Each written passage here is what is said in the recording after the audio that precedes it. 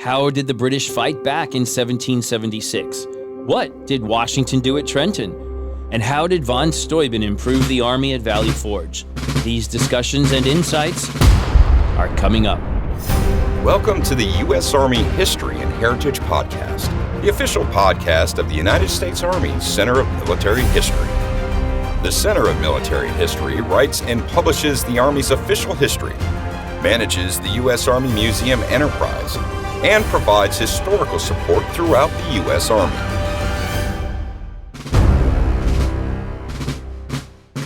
Hello, everyone, and welcome to the United States Army History and Heritage Podcast. I'm Lee Reynolds, the Strategic Communications Officer for the Center of Military History. This is part 2 of a 3-part series of discussions on the Revolutionary War. And joining me is Colonial War historian Dr. Glenn Williams. Welcome, Glenn. Glad to be here, Lee. Yeah, so we had you on the first episode talking about the early part of the Revolutionary War, the beginning, some of the tactics, and our discussion got us up through really the British evacuating Boston and then where they were going next. But before we get into the discussion, just a reminder for folks who you are. So Dr. Glenn Williams is a retired Army officer, infantry and ranger. He's a published author on the colonial and Revolutionary War era and has extensive experience working in history locations throughout the United States. Glenn, tell us a little bit more about yourself that I'm missing here. Okay, after I retired from the Army, became a historian in my second career. I was an assistant curator of the Baltimore Civil War Museum in President Street Station. I was the historian and curator of the USS Constellation Museum in Baltimore Harbor. I then went to the U.S. National Park Service, where I served on the American Battlefield Protection Program, and specifically on the American Revolution Study. And then came to Center of Military History in 2004, where I worked on the Lewis and Clark Bicentennial and several commemorations, including the Bicentennial of the Civil War, the Sesquicentennial, the Bicentennial of the War of 1812, the Sesquicentennial of the Civil War, the Centennial of World War I, and now the semi-quincentennial of the Revolutionary War and 250th birthday of the U.S. Army. Right, so we're really kind of excited about that. It's coming up in a couple of years, the 250th birthday of the U.S. Army, but also the commemoration for the 250th of the Revolutionary War. So, and we appreciate all the time and effort you've put in here at the Center of Military History, preparing us for that, so laying the groundwork. And as an expert on that era, you're a perfect guy to do that. So now let's get back into the discussion here. When we were last talking, the British had evacuated Boston. It's now spring of 1776, that really important year. So when the British left Boston, how many British were still in the colonies at the time? Between the evacuation of Boston in March and the ejection of British forces from Virginia in the early summer of 1776, and the crushing of a loyalist uprising in North Carolina, there are no British forces left in the 13 colonies in the spring of 1776, which is the perfect time for the Second Continental Congress to debate, consider, and vote on independence. They voted for independence on the 2nd of July and, of course, declared independence on the 4th. Yeah, I mean, no British forces in the colonies. They must have felt emboldened by that. That's exactly why they took that opportunity to seriously consider independence. Previous to that, after Lexington and Concord, the Congress offered what was called the Olive Branch petition to the king for reconciliation. The king rejected that in the late summer of 1775, and it became a war of rebellion at that time. And then with the passage of time, sentiment towards independence and voting on independence, it became the American War of Independence. Yeah, and how did the British respond to the Declaration of Independence? They had already had the wheels in motion at the time. Great Britain mounted its largest ever overseas military expedition, including getting some of their German allies to augment the British Army with auxiliaries from some of the German principalities, and they returned with an invasion of the United States in the summer of 1776, first by landing on Staten Island and then crossing over to Long Island, where Washington had some of the Continental Army deployed. Where was Washington at the time? Washington had his headquarters on Manhattan. Part of the Army was deployed on Long Island near Brooklyn, what's present city of Brooklyn, and some of the rest of the forces on Manhattan Island as well. And what happened with the Battle of Long Island? Probably Washington's most disastrous defeat as an Army commander. The British overwhelmed the Americans. They were able to retreat almost intact, mostly intact, to Manhattan. The British followed, pursued them up Manhattan. Several other battles. The British made an amphibious landing at Kips Bay. The Americans were able to check their advance somewhat at Harlem Heights, but then the war continued with the battles along White Plains and Fort Washington in New York. The British were able to push the Americans completely out of New York, and Washington and his army retreated across New Jersey, pursued by the British, and they finally stopped after they crossed the Delaware in Pennsylvania. So what was happening to the Army at the time? I mean, we've got these militias, we've got the Continental Army. They're in full retreat, basically. They're in full retreat, and the U.S. went through three different armies in this period. The first establishment was when the Continental Army is first established, and the Massachusetts Army of Observation that we talked about last time. Their men's enlistments run out at the end of 1775. The second establishment only required men to enlist for 1 year. And as the year 1776 is ending, their enlistments are also ending. So the Army is dissolving right underneath of Washington's eyes. And the third establishment is created in September of 1776, but it's only had started recruiting. So most of those men haven't arrived at the Army yet. And with the Army in kind of full retreat like that, did a lot of people have faith in the Army at the time? What was the morale like? Morale was sinking. A lot of people were rethinking, having favored independence. People in New Jersey who had been on the Patriot side and were pretty mean to some of their loyalist neighbors were now feeling the reverse as the British Army started to occupy parts of New Jersey, and morale was at a low point. It looked like the British might continue to Philadelphia, so Congress relocated to Baltimore in December, and things were looking pretty bleak for the American cause. Yeah, so then we get into the winter, right? So fighting generally stops at that time. Generally, in those days, an army would go into winter quarters where they would continue training. They may conduct some small operations, patrol, and things like that. But basically, they went into quarters, remained on defensive to consolidate their hold. And that's what brings a brigade of Hessian soldiers to Trenton, New Jersey, right across the river from Pennsylvania.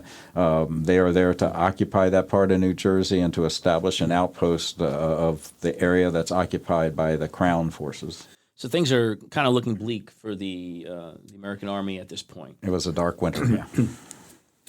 So, and because of that, Washington realizes he needs to do something. He needs to take action of some sort. So what does he do? Washington is very combative. We usually don't give him credit for that. But he decides to go on the offensive. So he musters what Continental forces he can that he has at his disposal. He calls on the assistance of militia. They cross the Delaware River on the night of Christmas, 1776. Early in the morning of the 26th, they attack the Hessian outpost at Trenton. They're able to overwhelm them. The Americans have about 2,500 men on the field, 18 pieces of artillery. The British have about the Hessians have about 1,000 with maybe 4 to 6 pieces of artillery. Complete victory for the Americans. They capture about 800 and some odd Hessians, march them back across the Delaware, march them through Philadelphia on the way to prisoner of war camps. The Army returns to the Pennsylvania side and looks to its falling apart, essentially, as enlistments run out. Oh, wow. So in spite of that victory, enlistments are running out. They're losing people again. They know the Army is losing people. The 3rd Establishment soldiers, most of them have not got there yet. Washington knows that unless he does something, the victory at Trenton will only be considered a raid, a temporary victory to advance, to enhance what he had gained at Trenton. He knows he has to attack again, so he plans to cross the Delaware again to Trenton once more. He cajoles a lot of men to extend their enlistments with offers of bounties or bonuses. They cross over. The British react by trying to pin him against the Delaware River at Trenton. He's able to move around their flank and continue to advance into New Jersey. And when is this? What time frame? This is the 2nd of January, 1777. So still winter. Yes, so he's able to go around the flank of the British and head into the interior of New Jersey. He meets a rear guard of British that are coming to reinforce those at Trenton, and they fight the Battle of Princeton on the 3rd of January. Overwhelming victory for the Americans, Continentals as well as militia on the field. The Continental Army continues and goes into its own winter quarters at Morristown for the rest of the winter of 1777, and engaged in small operations from there to the beginning of 1777.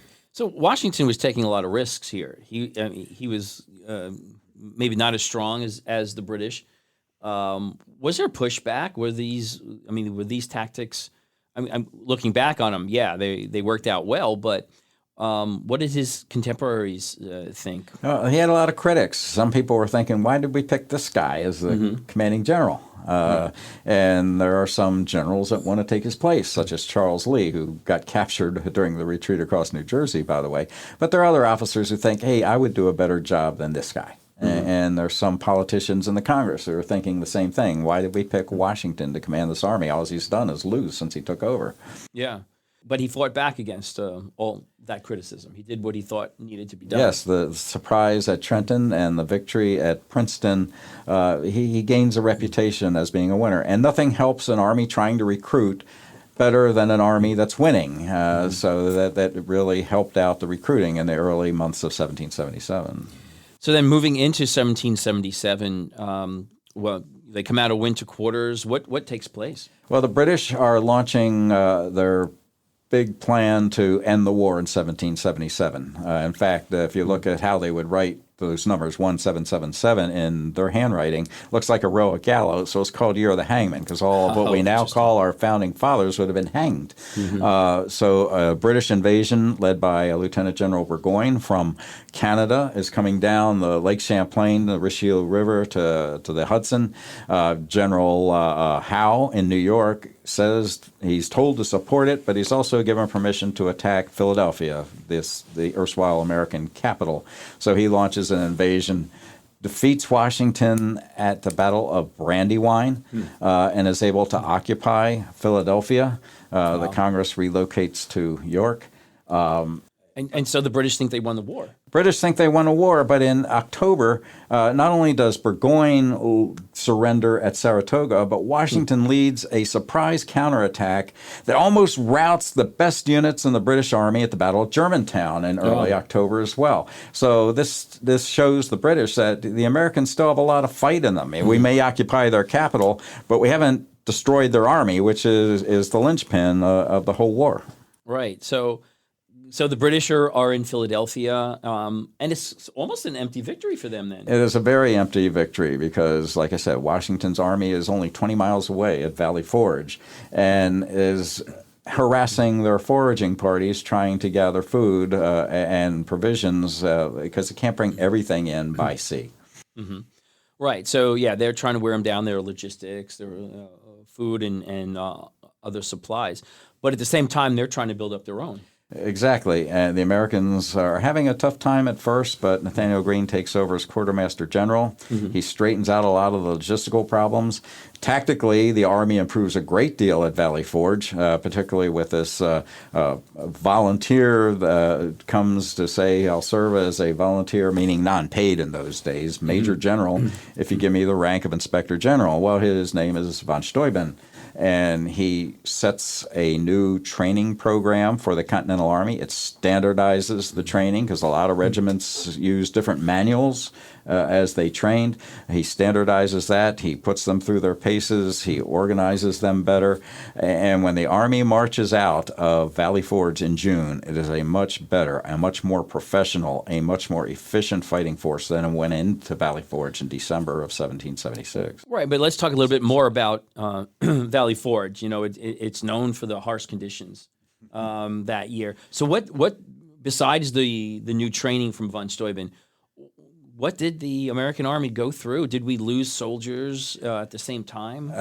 We were losing soldiers mainly through sickness and disease, being in winter quarters, because it was pretty, like you said, a pretty rough winter. We shouldn't get the idea that it snowed all the time. There's probably more rain, but paintings of Valley Forge in the snow are much more sellable than Valley Forge in the mud. But the Army weathered that. And I think one of the things that bonds Washington and many of his senior officers to the soldiers is they stay in camp. Previously, a lot of the senior officers would go on furlough during the winter, and the soldiers would stay in camp for the winter, but Washington stays in camp, and so does Knox and some of the other general officers, and that bonds the Army together like it had not been before. And besides the soldiers being much better organized and trained, what about the officers? Talk to me about who the officers were, the key officers, and how did they evolve as a staff? Well, the officers become much more professional than they had been before. Some of them had experience in the militia. Some had experience in provincial forces or the British Army during the previous war. But we have officers like Anthony Wayne, who really comes into his own as a hard-driving, aggressive officer. Nathaniel Greene, who was raised a Quaker but joins the militia anyway, becomes one of Washington's most trusted subordinates. He established that reputation even before Valley Forge. Henry Knox, the commander of the artillery, is also seen as an expert, and he's getting better at his craft, managing the artillery as well. So, and we also get some volunteers. We often think of Lafayette as being a French officer, but we have to remember that he might have been French by nationality, but he was a major general in the U.S. Army. And then, of course, I bring him up because the popularity these days because of the musical, but Alexander Hamilton. Alexander Hamilton is a lieutenant colonel. He's on Washington's staff. He's one of his trusted aides. So Washington bounces ideas off of him. Washington writes down his correspondence and makes sure that the proper officers get the copies that they're supposed to. And he really learns. He had been a captain in the artillery before this, but he really learns managing an army there by being on Washington's staff, or what's called the military family. Yeah, and all right, so now moving forward then, out of Valley Forge, we're in 1778 now? Right, early 1778. And something that the American Army had been wanting for a long time takes place. Yeah, they want to get the British on the field of battle in an open battle to test out their improved status. The British evacuate Philadelphia. The Americans reoccupy Boston. In the meantime, Philadelphia. Yeah. General Clinton has assumed command of the British Army because Howe has resigned. Because the French come into the war in February of 1778, it's a whole new war. So the British have to change their strategy. So the British government orders Clinton to evacuate Philadelphia, and go to New York. So they ship off a lot of their supplies. The Loyalist refugees and the soldiers' families go by sea. The Army goes by land. They have to march across New Jersey to Sandy Hook, where they'll be picked up by the Royal Navy there. On the way, Washington wants to bring them to battle. So as they're following the British Army across New Jersey, the Americans take the opportunity to attack the rear guard at a place called Monmouth Courthouse. And the battle lasts all day and into the night. The Americans hold their ground. Tactically, it's a draw, but at night, the British resume their retreat to Sandy Hook. The Americans are able to claim victory because they retain the field, and it's a very big morale boost to the American Army. How does it affect the Army as far as, are they getting more people, morale? Morale skyrockets, but by this point, the people are starting to tire of the war, so it's hard to get recruits. But the recruits they have and the soldiers they have in the Army have high morale. They're very cohesive. They're very well trained, and they're in it for the duration of the war, basically. And now with the French as our allies in this war, you mentioned before that it's a whole new war. The French participation has really changed the nature of the war for the British. Talk about a little about that. Well, the French had always given supplies covertly to the Americans, but now in February of 1778, they sign an alliance with the new United States, and that essentially puts them at war with Great Britain.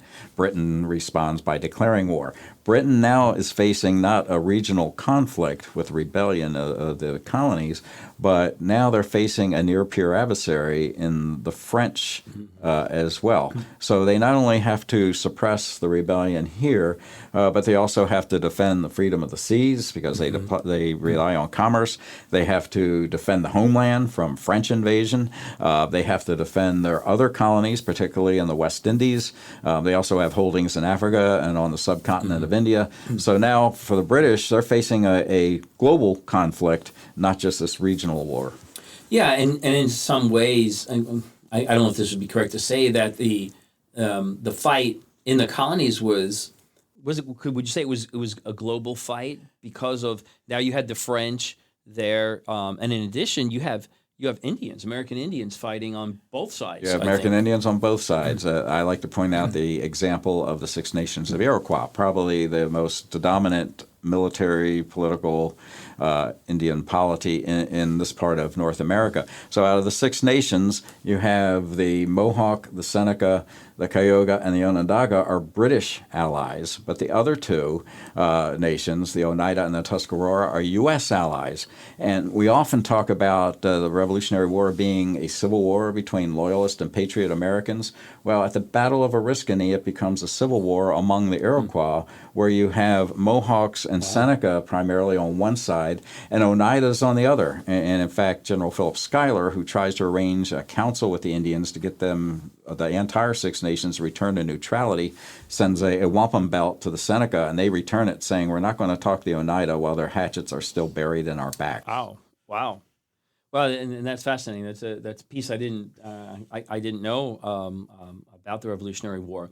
So at this point here, by the end of 1778, the Washington and the American Army had significant victory, but and I think you hate this term. It's become almost a stalemate. There's still some small battles and skirmishes going on in the North, but it's become much more of a stalemate in the North. It's become pretty static. The British need to hold on to New York because it's their principal military, political, naval base in North America, at least this part of North America.